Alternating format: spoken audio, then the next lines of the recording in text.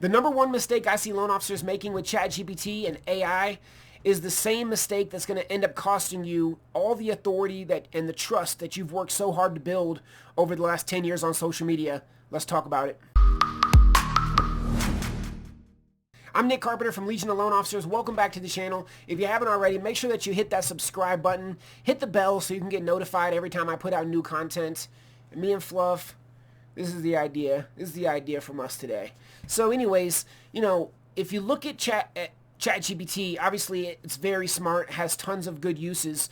But the one thing it's still, despite what any marketer might tell you, the one thing it still cannot do is speak exactly like you, right? ChatGPT, you make errors. ChatGPT doesn't make errors. You have nuanced ways of speaking that ChatGPT can't learn. And I understand that there are softwares and programs out here and different ways that you can train ChatGPT to sound more like you. We've done that a lot. We have created specific AI, I can't remember what the name is right now, what they actually call it, but like a specific bot to help us make social media content. We actually trained that bot with over 1,000 pages of high quality marketing posts and content. And it puts out amazing content, right? It does put out great content, but you still can tell that it's ChatGPT. Look, especially if you're a guy, men are not good at writing long form stories on Facebook. And now all of a sudden you're coming out with a dissertation every time it's 3 bullet points, the M dash. I mean, there's a lot of giveaways if you just look at the actual formatting of ChatGPT, but also it just doesn't talk like you, right? We all have our own vernacular, slang, way of speaking that we like to say, right? And man, ChatGPT, as good as it is, I think there's a ton of uses for AI and ChatGPT. Don't get me wrong. I mean, I'm not an AI hater. I'm only against using AI to make crappy Facebook posts. I mean, think about how long have you been on Facebook, right? I was trying to think about that right before I shot this video. And I think I got on Facebook around 2006 or 7 or 8, kind of in that range. Right? So that's like 20 years of authority. When did you get on Facebook, and why would you be willing to risk all that authority and all that trust and all those great relationships that you've built?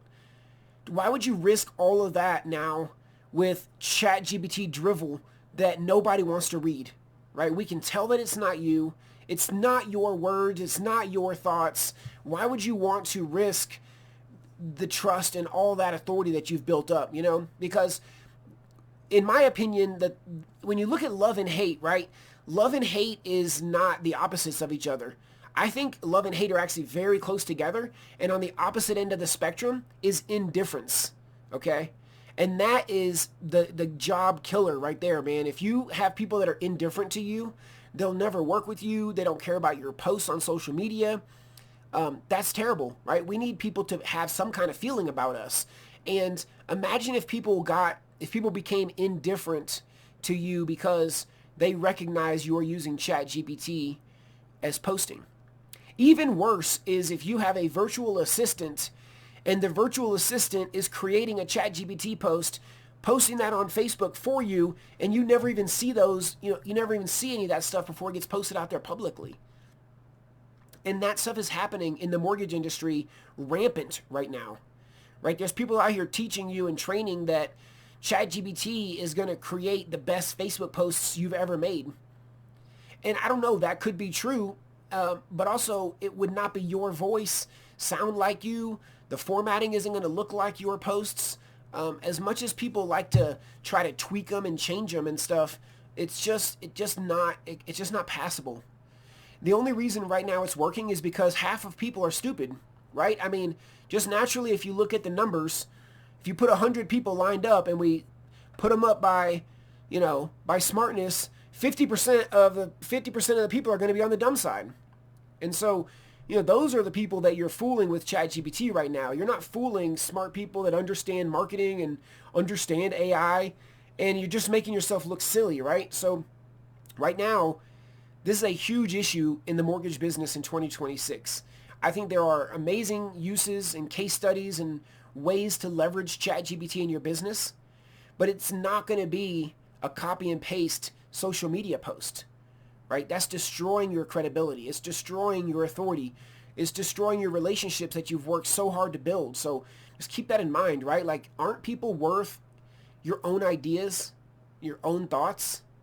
And if they're not, then just don't post, right? Just keep it moving. There's no reason to disrespect us with that AI drivel. So again, I could have easily shared some posts here, but I've been really purposeful with not calling out individuals, as they're posting. But what I'm doing personally right now is I'm snoozing anybody who puts up an AI post on Facebook. I'm snoozing them for 30 days just to get it out of my news feed, because I think AI posting is going to ruin Facebook. If anything is going to take Facebook down, it's not going to be how fun TikTok is or the photos on Instagram or any of these other things that people say. It's going to be that everybody's using AI and we're just all literally writing AI posts to each other. So I'm sure if you pay attention, you're going to see it in your newsfeed today. I mean, let me know in the comments, what percentage of posts in your newsfeed would you assume are written by AI at this point? I'm starting to get rid of them because, like I said, I'm hiding them every single day, so it's working well for me. Maybe that would work well for you as well. And hey, again, appreciate you for being here. I hope this was helpful. Make sure that you like and subscribe and all that fun stuff so you can get notified as I put out new content here on YouTube. And I appreciate you for being here. We'll see you later.